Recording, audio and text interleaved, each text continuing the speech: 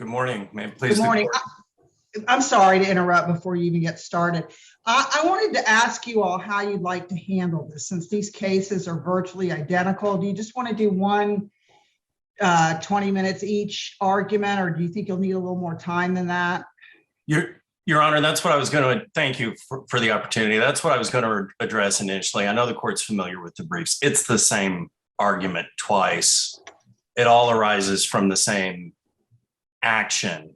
I have absolutely no desire or need whatsoever to ask this court for the full 40 minutes across to as entertaining as if I thought it might be more effective. But I honestly, of course, depending on the questions from the court, and the court's met me, but I don't see the need to consume more than 20 total minutes in arguing the issues that I would like to address this morning. Are you agreeable, Ms. Knox? Absolutely. Okay, so that's what we'll do. So I'll give you 15, 5 for rebuttal, Mr. Upson. Please, Your Honor. Okay, all right, thank you. You may begin when you're ready. Thank you so much, and may it please the court, Keith Upson for the Kaplans. Good morning. I'd like to go over the backdrop of these events a little bit before discussing some of the issues. Ideally, I'd like to address briefly three of the issues, but we'll see how that goes. This all happened after midnight when Mrs. and Dr. Kaplan were in their own home.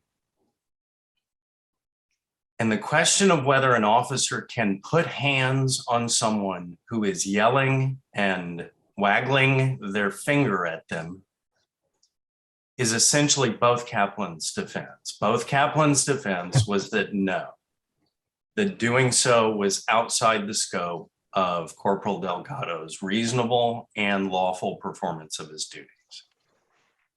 Klein-Heinz at that point had handcuffed Jonathan Kaplan, and Corporal Delgado testified that Mrs. Kaplan was not to interrupt you right off the bat, Mr. Upson, but on that first point you make, I know we're hearing these together, but for you to say that that's both of their defenses, address how for Dr. Kaplan, who came out of his house at a later time and observed what he observed, how that would somehow transfer to her defense regarding what happened to the officers.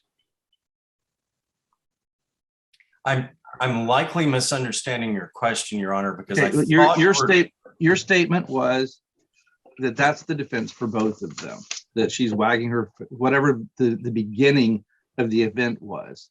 How does that transfer to him, who came out of the house at a later time? Well, and that's what I thought you were going to ask. And then I got confused because I thought you were asking, how does she avail herself of what he observed? And that's what threw me. It's our position, Your Honor, and I apologize to the extent this was not better briefed, which was a question I came across in preparation for argument. I think it is still on the page, though. If I could rewrite it, I would rewrite it now more clearly. I don't think the law requires, I think it simply requires that Delgado be lawfully performing within the scope of his duties. I don't think Dr. Kaplan had to have knowledge of that one way or the other. So it would be reasonable for you to ask as a follow-up, what if the facts revealed that she pulled a knife or some other egregious conduct? Well, then Delgado would not have been acting beyond the scope. And Dr. Kaplan's assumption when he came out of the home at midnight and saw someone on his wife would have been factually incorrect, and he would not be able to avail himself of it. But under these circumstances, so I can think of a litany other factual scenarios that aren't present where Dr. Kaplan would not be able to take the position that he has taken at the trial court or on appeal.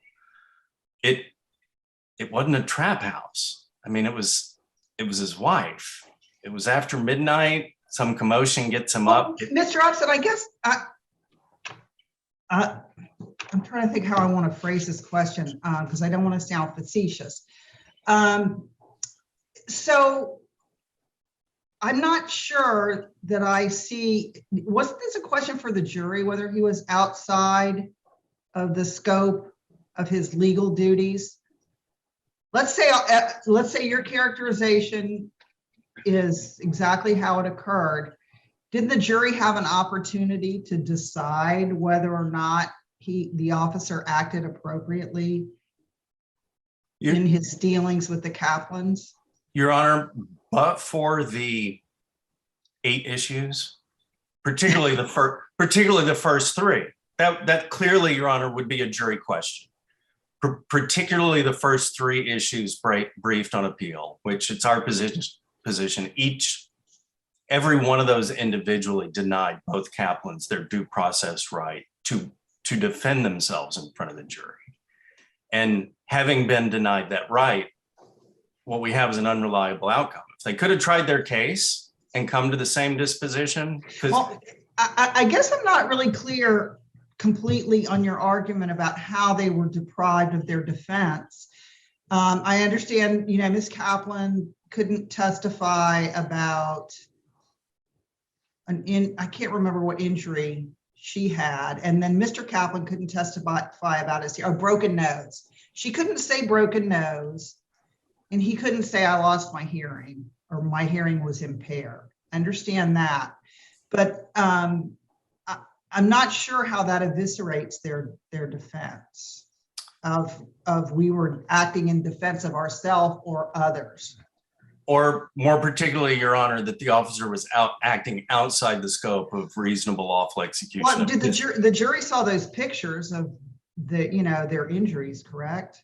They did, but Your Honor, that still turns on. I mean, to go back to my hypothetical, I hope I don't regret about had there been testimony she had pulled a knife. Had there been testimony she had pulled a knife on the officer, I don't think anyone would bat an eye at the injuries that resulted. The testimony, however, was that she was yelling and waving his finger in his face, and he lost his composure. And I think that was, I think that all that testimony came out and the jury could make a conclusion from that, regardless of whether she had a broken nose or he had impaired hearing. Well, and the harm, Your Honor, and I don't think what I'm about to tell the court is new or novel or deviates from what's already on the page as to our first 3 issues. But the state took this tangent where effectively they put Jonathan Kaplan on trial. None of the issues we've talked about so far this morning sway me or give me pause to back away from the position that there is no such thing as we don't have to disclose rebuttal witnesses, but that's just not right. And right. This record is remarkably similar to the facts as contained in this court's decision. Okay, will you articulate for me how the defense strategy would have been different had they known that a deputy, as opposed to the other officer that were involved in this altercation, was going to testify that Jonathan was really intoxicated? Your Honor, it was never relevant. It was never relevant. No, I asked. I think part of the what we have to consider is whether or not that would have changed the defense strategy. Isn't that correct? It is, Your Honor. Notwithstanding the fact that this court was unambiguous in Potts when it said, having been brought to the court's attention, the trial, and this is quoting from 446 of Potts, the trial court was of the opinion the state need not disclose rebuttal witnesses, which is, I think, clearly supported by this record as well. The objection was overruled without any inquiry, and here there was no inquiry. But to finally answer the question that you asked, Your Honor, and I'm glad you asked it, because I'm going to use Mr. Gregoza's own word. I'm going to use defense counsel's own words. And you quoted him in your brief, and I've read the transcript, but go ahead. I have never deposed this witness. Now, I know they're going to do this in rebuttal, but they could have deposed Jonathan. He was listed. They did not. I shouldn't be put in a position where now they're going to bring in a witness that I I don't even know who it is. So notwithstanding the fact that the court didn't conduct the inquiry, counsel contemporaneously not only objected, but was articulating to the court. And I don't think this is, I appreciate this. So the change in strategy would have been he would have deposed this deputy? He articulated to the court. That's what he said, right? I would have deposed this deputy. But that's not a strategy, is it? That's not altering his defense. Your Honor, without the benefit of deposing the non-disclosed witnesses, I think the point is we can't say. I don't think the burden on the defense is quite as high as the court. Let's go back to, I want to make sure I understand actually what the defenses were for the Kaplans. They were arguing justifiable use of force, correct? Was their defense? They were doing it from the side that the officer was not acting reasonably, did not use reasonable force, and therefore was acting outside of the scope of his official duties. Well, now does that go to an element of battery? I believe it does, Your Honor. I believe on these facts, where there was no testimony from Delgado that he gave her directives, go back in the house, go away, stop. I don't recall any testimony that there were any law enforcement related actions that led up to the point that he first knocked her hand, batted her hand out of his face. He was annoyed and he touched her first. And she brought the hand back. Yeah. And he And I touched her. misspoke. I'm sorry. I meant, did it go to the resisting charge? Instead of the battery charge, an element of the resisting, whether he was lawfully within the scope of his duty. Well, and candidly, and not to make light of the misdemeanors, but it's really the felonies. Yeah, no, I understand. And not to make light of the fact that Mrs. Kaplan still owes some county time to the trial court. It's really Dr. Kaplan's it's the impact on Dr. Kaplan's medical license. Right. No, I understand. But He's still, well, yeah, go ahead. the record doesn't, I can't say. I am just not completely clear on how these issues impact their ability to fully present their defense that they acted in self-defense. Your Honor, So help me with that, please. And I know you're trying. Well, and it'd be great if I could be more dynamic and actually jump to the third issue, which I've said, I think the first three, I really want to keep talking about the first two. And well, let's talk about the third one then. But so I apologize to the court for making that so difficult for you to get me there. But there's just no reason whatsoever why he couldn't use the word battery in closing. None. Much less the preemptive ruling. And I mean, kudos, I guess, to the state for knowing their judge. And God bless I appreciate the trial court giving us sufficient record of the reasoning behind it. It just doesn't hold up. In the answer, the Attorney General has said it would have been a confusing or misleading statement of law, and then helpfully points out that officers are allowed to use any force which the officer reasonably believes to be necessary to defend himself or herself or another from bodily harm. This record doesn't support any suggestion that anyone was subject to any kind of harm. She was yelling at him. It's annoying. He didn't even testify, as I recall, that she was yelling threats at him. I'm going to hurt you. Nothing to that effect. She was waving, the grandmother was waving her finger. So the jury heard that, and they heard the testimony that he grabbed her arm, pushed her to the ground, pushed her face into the concrete. They heard all of that. But they the reasons the court gave for not allowing him to use the word battery is because it has particular legal significance, and that was the whole point. And it was a battery. Okay. And it's closing. Like I briefed, he could have used the word battery, and even if it were more tenuous than it actually was, free reign. Not entirely free, but you just can't cuff the defense theory of the defense. No, you can't use the word battery. That has particular legal. Yeah, I know it does. He touched her first. He lost his cool. He didn't control the situation. He was batting her hand out of the way. She pulled away, which is a human reflex. He grabbed her arm and he escorted her to the ground because he couldn't control the situation. And when law enforcement can't control the situation, people get hurt, and people did get hurt. Okay, so you focused now for a while on her. I'm glad you brought the obvious, which was in the briefs, that this is really about Dr. Kaplan's license and his felony charge.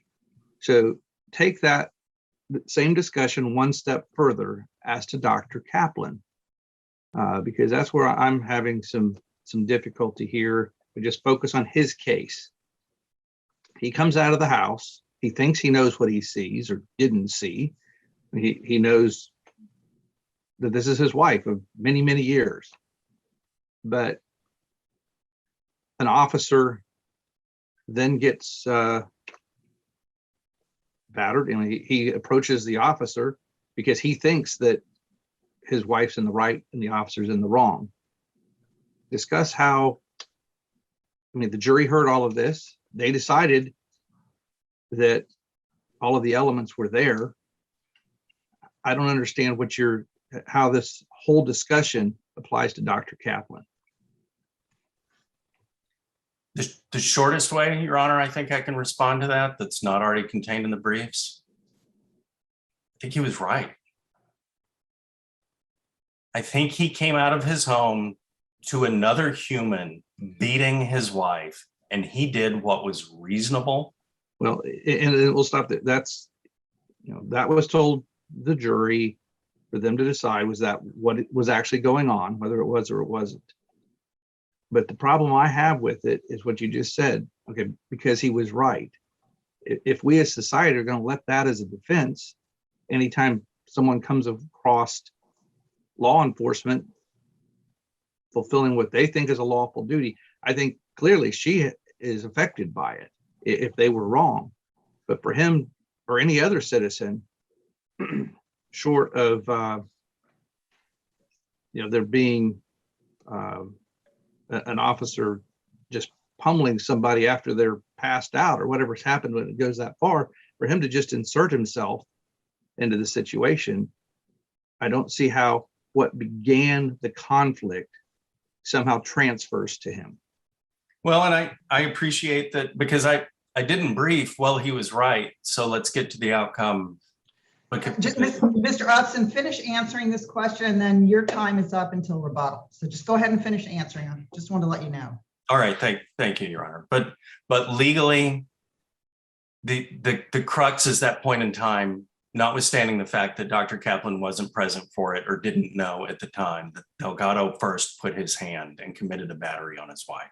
I think that absolves lawfully everything that follows. I appreciate. So anyone and everyone, your theory of the case is that anyone and everyone that came upon that situation, based upon how it started, it gives them the legal right to batter an officer or to insert themselves in the situation because the officer started, even if they didn't see it, because the officer started it in an incorrect manner. Not at all, Your Honor. I have this individual and these facts, and I have a record. How does that not transfer? Just because that was his spouse of many years and he sees her being pummeled, what if it was a neighbor or anyone else? From a legal theory, why would that not transfer over? Well, and I'm not asking the court to write as broadly an opinion. Someone along the way, if the court writes the opinion I'm asking the court to write, someone then, like me, will come along and ask the court to expand that some more. And I'm trying really hard to not go way off the page in the current climate of police stops that turn deadly and how many lives might be able to have been saved. Okay, I'm going to have to stop you there, and you'll still get some time for rebuttal. Thank you, Your Honor. Ms. Knox, would you do me a favor? Would Yes, you ma'am. please pronounce your full name for me? Because I'm afraid to say it and get it wrong. It's okay. Benoit Knox. Thank you. I appreciate that. And Mr. Upton, because the question's got a little more than 20 minutes, if you need more, I'll give you a little more. If you don't, feel free to wrap up whenever. And you may start whenever you're ready. May it please the court, counsel. I think it's important, I'm going to start with the first issue, the Richardson issue. I think it's important there to think about what it is exactly that we're arguing about. And there's 3 points I really want to make about this issue. First, the witness that we're arguing about, Katina Henderson, the information she offered were about another witness. She impeached Jonathan Kaplan, not the Kaplans themselves. It was about Jonathan Kaplan. Second, what we're really arguing about is Jonathan Kaplan agreed that he had a few drinks and denied he was very intoxicated. What we're really arguing about is how intoxicated he is. We know he's been drinking, that's a concession. We're just arguing about how drunk he really was. And then third, I think as Judge Kelly touched on, that testimony that he was very intoxicated was expected by the defense because Corporal Kleinheinz and Delgado also testified that he was very intoxicated. So there's just no reasonable possibility that the defense was prejudiced, material prejudice in how they prepared for that trial. As to the next issues about the injuries, I just want to fill in the gaps of what was said before. Mrs. Kaplan wanted to testify that she had a broken nose. The actual medical diagnosis was that she had a possible tiny fracture without nasal injury. So possibly she had a tiny fracture, possibly she did not. So that was one of the problems. But moving on to whether the point that she basically took a beating, whether that came across to the jury. I noted down, I went through the record and I noted down everything that was testified to. He slammed her on the ground, slammed her head into the pavement. She was dazed, her face was swollen. Officer Delgado was on top of her and was slamming her head into the ground. He smashed at her face, he grabbed her head and pushed her. Her eye was swollen shut, it hurt tremendously. It was black and blue. And she even said that her nose hit the ground and she hasn't been able to breathe normally since. So the magnitude of the injuries were well before the jury to consider. And I really struggled to see how her saying that she had, or the jury hearing that she had a possible tiny fracture would have had more impact than what they actually heard. As to Mr. Kaplan, I think the issue here is maybe a little bit different because there's no, as to Mrs. Kaplan, there was a factual dispute. Did Officer Delgado smash her face into the ground or did he not? As to Mr. Kaplan, there's no dispute that he was punched. He agrees he was punched in the face one time. The reason he was punched is because he was bear hugging the leg of the officer trying to pull him down. The officer agrees he punched him. The doctor agrees he got punched.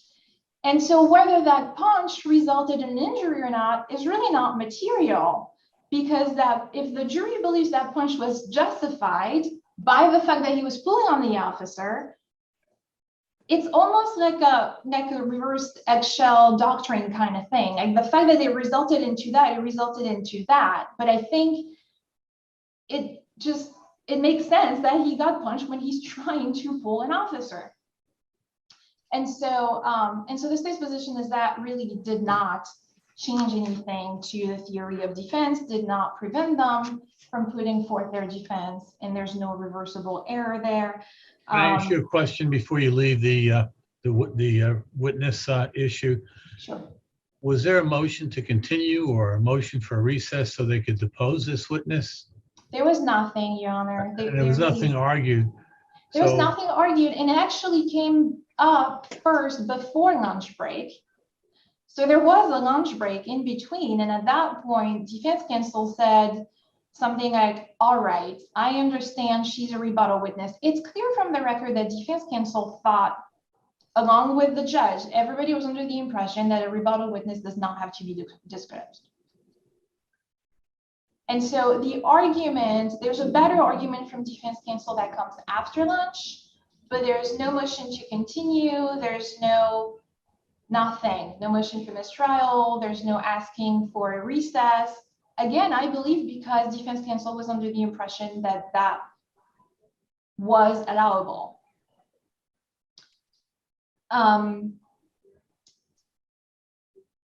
If I can move on to the word battery issue in closing argument, I think that's the same thing.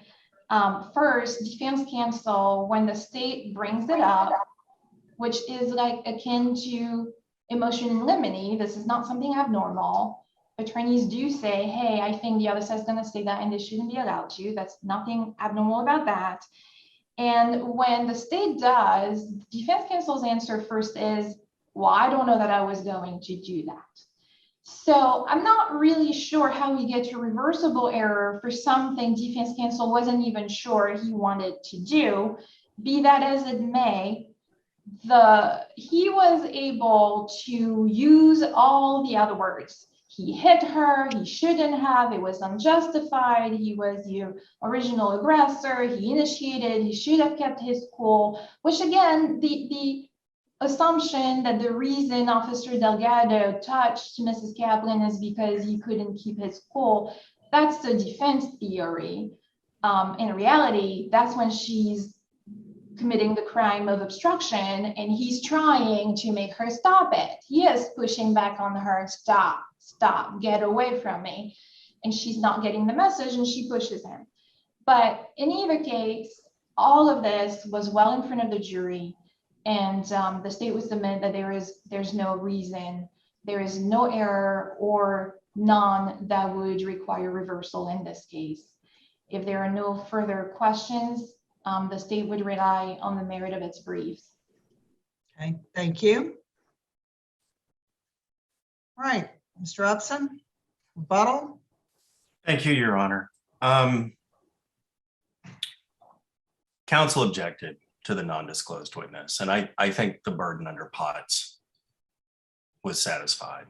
Counsel didn't ask to depose the witness. Counsel got enough on the record. The burden was on the court at that point.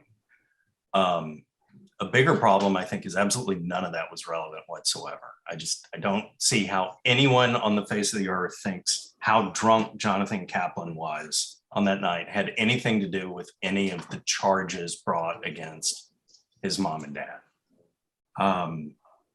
Interestingly, about Dr. Kaplan's injury,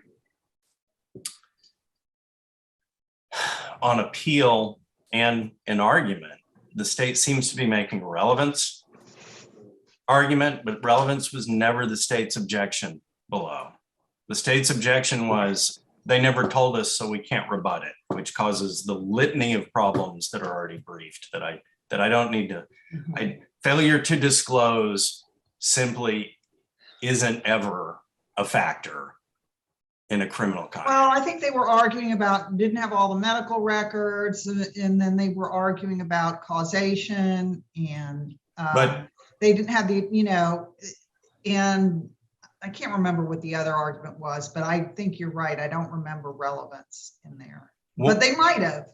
But that's, that's kind of neither here nor there, because I'm not quite sure how the extent of his injury was central to his defense. Your Honor, I think it was this straight. I think it deserved and we'll never know. I think it deserved this level of attention at trial.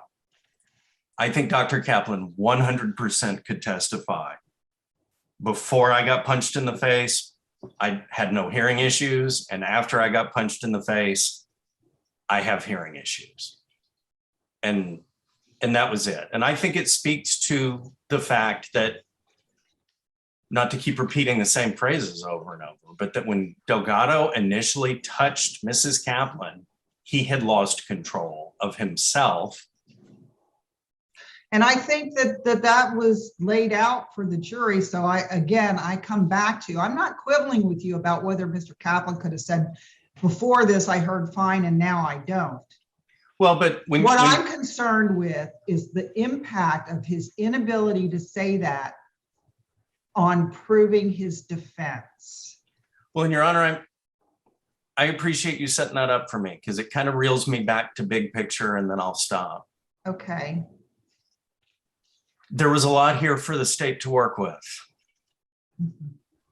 And to my recollection, they largely got to do so. There was a lot more here for the defense to work with than they were allowed to, and that concerns me.